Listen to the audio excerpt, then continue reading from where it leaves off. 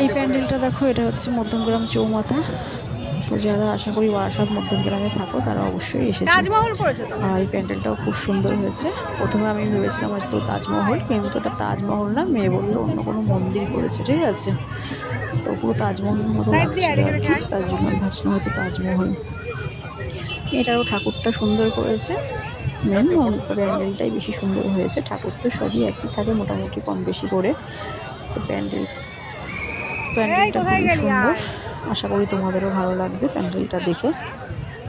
বুদ্ধদেবটা রেখেছে দেখো সামনে, সবাই ওখানে পিক তুলছিল, সব ফটো তুলছিল, ঠিক আছে।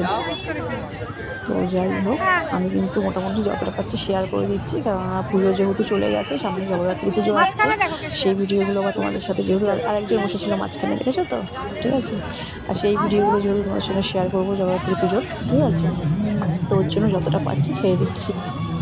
এই কালী পুজোর ভিডিও যতটা পাচ্ছি আমি তোমাদেরকে দিয়ে দিচ্ছি, তোমরা কিন্তু অবশ্যই দেখো, ঠিক আছে।